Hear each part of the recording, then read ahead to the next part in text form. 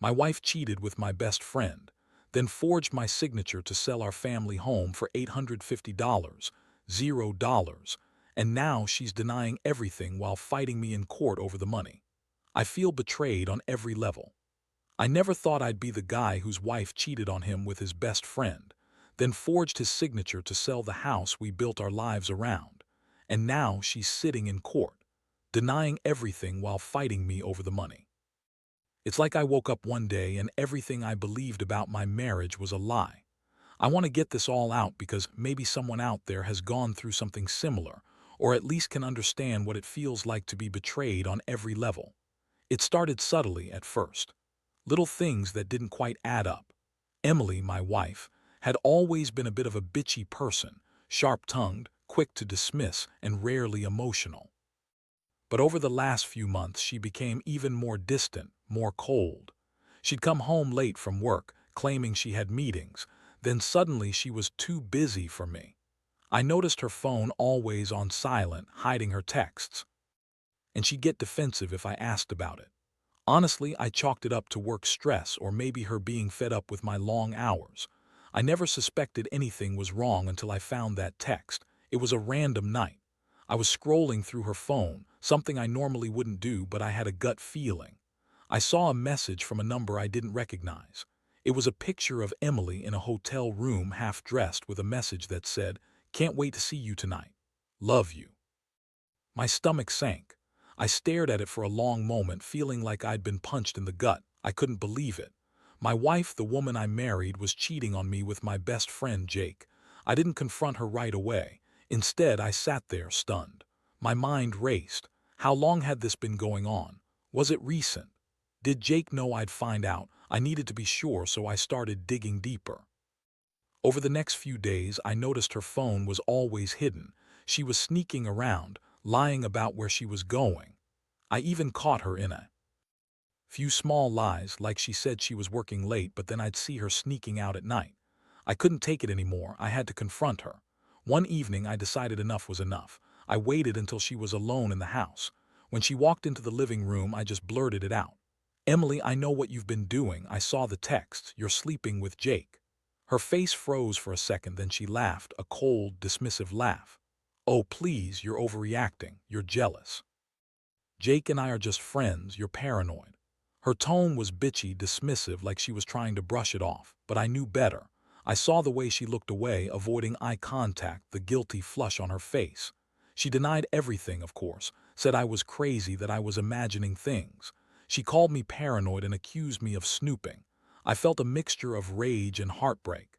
How could she lie so easily? How could she betray me like this? I wanted to believe she was lying, but the evidence was undeniable. That night, I couldn't sleep. I kept replaying everything, trying to process how my wife, the woman I loved and trusted, had been cheating on me with my best friend, and that she'd been lying to my face all along. That discovery changed everything. I never thought I'd be in this position. I thought I knew her, thought I knew us. But the woman I married was a stranger hiding a secret life, and the man I trusted most in the world was complicit in her lies. I felt sick, betrayed, and furious all at once. The trust I had in her was shattered, and I started questioning everything: our past, our future, whether I'd ever be able to trust anyone again. All I knew was that my world had just turned upside down, and I was left standing in the wreckage, trying to figure out what to do next. After I found out about Emily and Jake, I thought I'd be able to confront her, get some answers, maybe even find a way to fix this mess. But instead, things only got worse. She doubled down on her lies, acted like nothing had changed, like she hadn't just been caught cheating on me with my best friend. Honestly, I was starting to feel like I was losing my mind. The next few days were a nightmare. Emily kept acting like she was the victim, saying I was crazy, accusing me of spying on her, and throwing out these ridiculous excuses. She said she'd been stressed, that it was a mistake, that it didn't mean anything.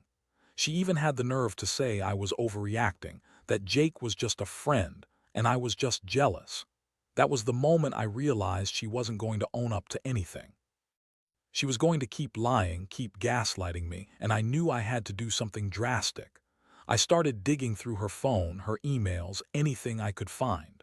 I wasn't just going to sit around and get played. I found more texts, more photos, even receipts from hotel stays. It was clear this wasn't just a one-time thing. It had been going on for months. And then I found something that made my blood run cold. An email from Emily to Jake, discussing how to cover their tracks, how to forge my signature to sell the house, and how to split the money. That's when I realized she'd gone way beyond just cheating. She forged my signature on legal documents to sell our home. The house, that was everything to us. We built that place together, saved for years, poured our lives into it. And now she was planning to sell it behind my back to fund her new life with Jake. I couldn't believe it. I felt like I'd been hit with a sledgehammer. That house was my legacy, my stability, my entire life. And she was just going to walk away with the money, leaving me in the dust. I was furious. Not just hurt, but furious that she'd do something so calculated, so cold. I knew I had to act fast. I contacted a lawyer, started gathering evidence. I wanted everything on record, her lies, her cheating, the forged signatures. I also reached out to a private investigator to confirm everything I suspected. It was a mess, but I had to protect what was mine. I couldn't let her get away with this. I was already feeling like I was drowning in betrayal, but now I was fighting to save what little I had left, to stop her from destroying everything I'd worked for. Meanwhile, Emily kept up. Her act denying everything in court, claiming I was just jealous and paranoid. She said she loved me, that she'd never cheat or forge my signature. It was almost laughable if it weren't so infuriating. She was lying so effortlessly, spinning stories like her life depended on it, but I had the evidence. The emails, the texts, the testimonies from witnesses. I wasn't going to go down without a fight. Every day I felt like I was living in a nightmare. I'd wake up expecting her to come clean, to admit she'd been wrong, but she never did. Instead, she just kept denying, accusing me of making everything up. She tell anyone who'd listen that I was a jealous, controlling husband. But the truth was, I was just a guy who loved his wife and trusted her. And now I was sitting here, watching her try to destroy everything we built, all because she wanted to run away with Jake and the money. I started to realize that the betrayal went deeper than I thought. It wasn't just about the affair. It was about greed, deception, and a complete lack of respect for what we had. I was hurt, yes, but I was also angry, furious that she'd gone so far that she'd manipulate the system, forge legal documents, and try to take everything I cared about. I knew I couldn't let her get away with it. I had to fight, not just for the house, but for my own dignity and sanity. The road ahead was going to be long, and I wasn't sure if I'd come out of it intact, but I was determined to see it through. The days that followed were a blur of legal meetings, late-night research, and trying to keep my head straight. I couldn't believe Emily's audacity, selling off our family home behind my back, forging my signature like it was nothing. That house wasn't just bricks and wood. It was the foundation of everything I'd ever worked for, everything I loved. And now it was slipping away, all because my wife decided Jake was more important than our marriage. I remember sitting in my lawyer's office, staring at the stack of documents she'd tried to forge, trying to process how someone could be so cold and manipulative.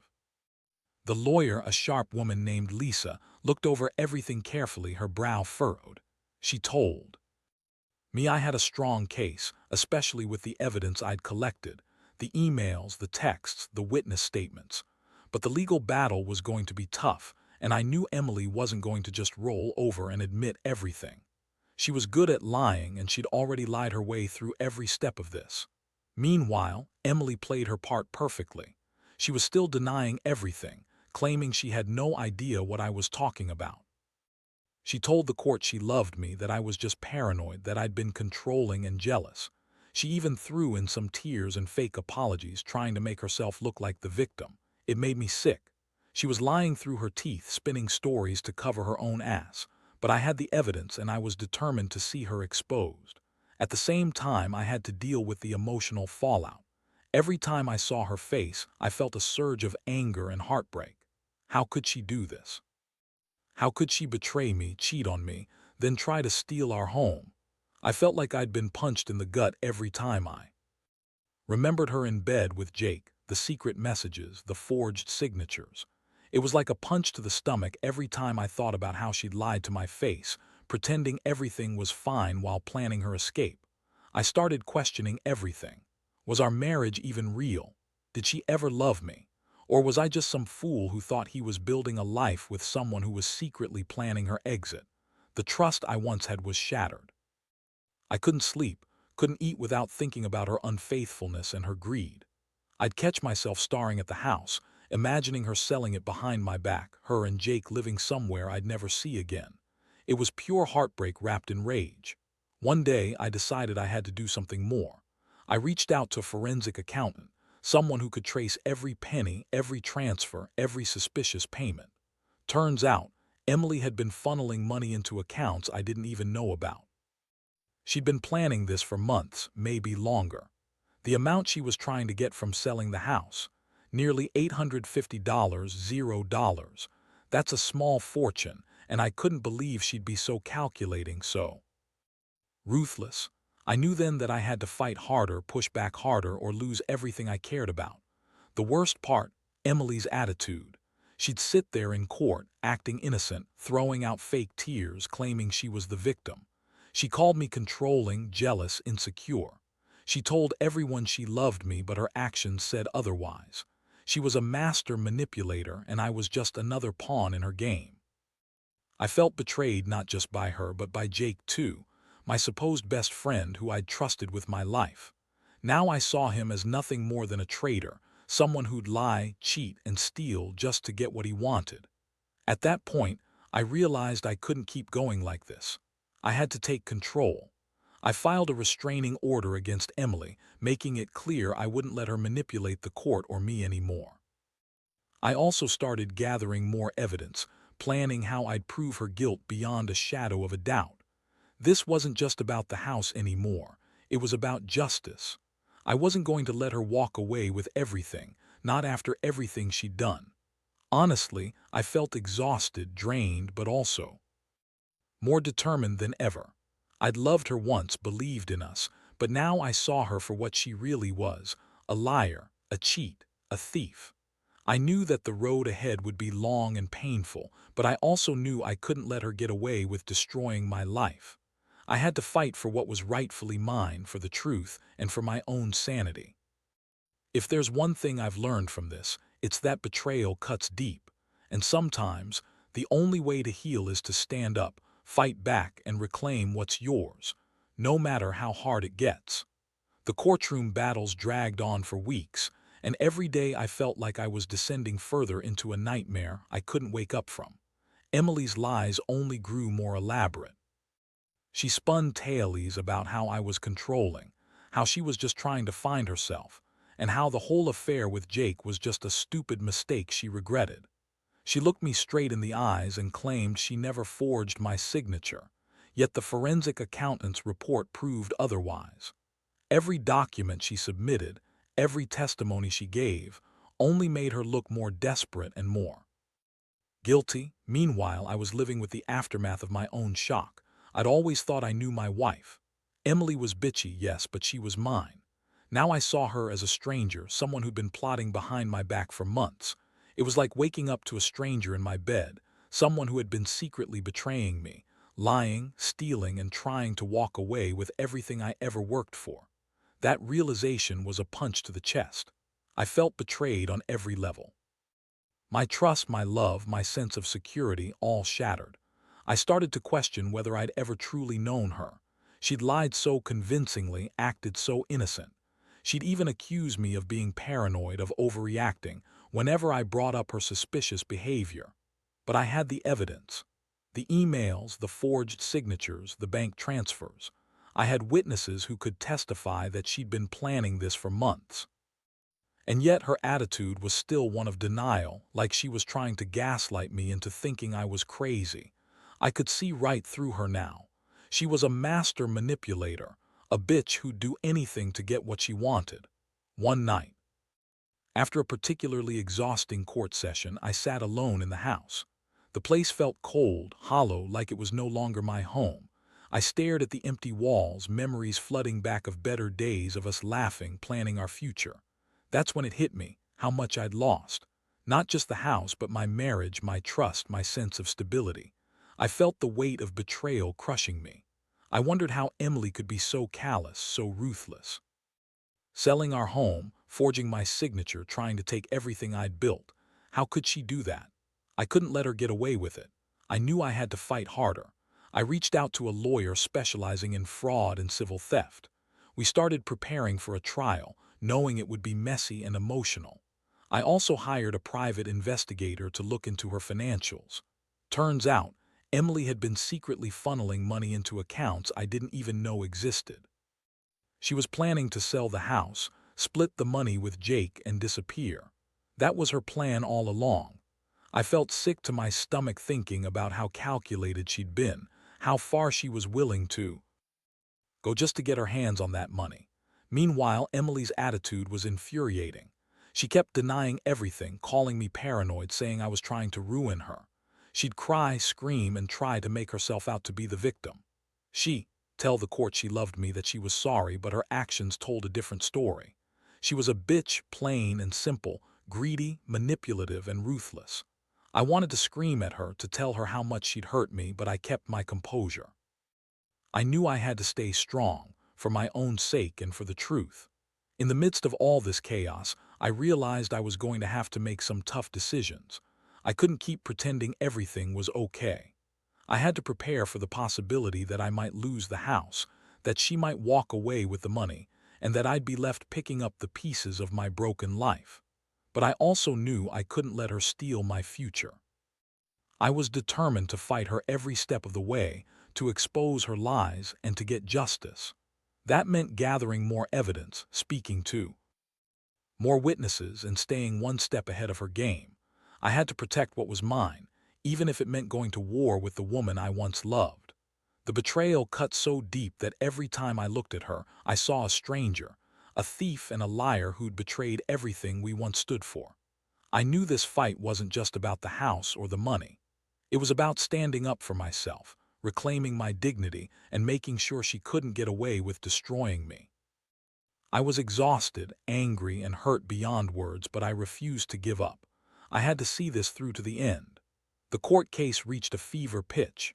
Emily's lies had begun to unravel completely, but she refused to admit fault, still trying to paint herself as the victim. She sat there with her bitchy smirk, spinning stories about how I was controlling and jealous, how she'd never do something so terrible, and how I was just trying to ruin her. But I had the evidence, every forged document, every illicit transfer, every secret message. The forensic accountant proved that she forged my signature on the deed, and her financial trail led straight to her greed. I remember sitting across from her in that courtroom, feeling the weight of everything she'd done pressing down on me. My hands clenched into fists, trying to keep my composure as she stared at me with her cold, bitchy glare. I knew she was lying, and I knew she was desperate to save herself. But I also knew I had the law on my side. The evidence was irrefutable. Still, watching her deny everything, act innocent, and manipulate the court was infuriating. Meanwhile, I had to process the emotional toll. Every day I felt like I was living in a nightmare. My wife, the woman I loved, was a fraud. My best friend, Jake, was a traitor. The house, our shared dream, was slipping away because of her greed. The betrayal cut so deep I wondered if I'd ever recover. I'd loved Emily once, but now I saw her as a stranger, someone capable of lying, cheating, forging documents, and destroying everything we'd built. I felt hollow, angry, and exhausted. I also started to realize how much I had to fight for my own sanity. The court proceedings drained me physically and emotionally. I'd spend nights awake, replaying her lies, trying to make sense of how she could do this. I was furious at her, but I was also deeply hurt. I kept asking myself, did she ever really love me? Or was I just a fool who thought we had a future? The trust I'd once had in her was shattered beyond repair. It was like I'd been betrayed by someone I thought was my soulmate. One day, I made a decision. I couldn't let her manipulate the system anymore.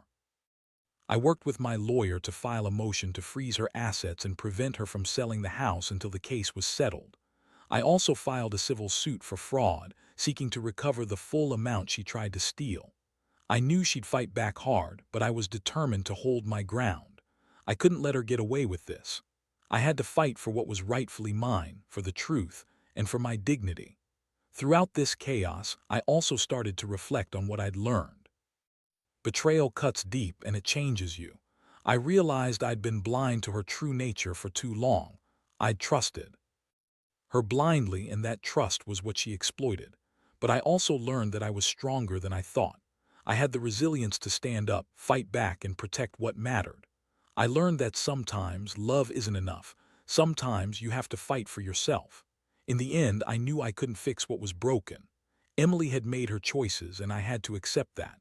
I'd lost my wife, my best friend, and my home in one fell swoop, but I also knew I'd survive. I'd rebuild piece by piece, even if it meant starting over from nothing. This experience taught me that betrayal is one of the most painful things you can go through, but it also shows you who you really are. I'm not the same man I was when I started this nightmare, and honestly, I don't want to be. I want to move on, to find some peace, and to make sure that the next chapter of my life is built on honesty, trust, and respect, things Emily and Jake clearly never understood. The final court hearing was a whirlwind. I sat there, watching Emily's bitchy smirk fade as the judge read out the ruling. All the evidence was laid bare: her forged signatures, the secret bank accounts, the emails planning the sale. It was clear she'd been caught red-handed. The judge ordered her to return the full $850, $0 plus interest, and to cease any further attempts to sell the house. The legal victory was a relief, but it didn't undo the damage she'd done to my life. After the court, I finally felt a strange mixture of relief and emptiness. I had fought tooth and nail to protect what was mine, and I'd won, but the cost was high. I'd lost the woman I loved, the trust I'd once had, and the sense of security I'd clung to. Emily, still bitchy and defiant, tried to spin it all as me being paranoid, as if she hadn't just tried to destroy everything we'd built.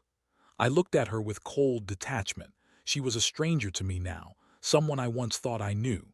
I realized that I had to move on. The house was gone, the money was gone, but I was still here.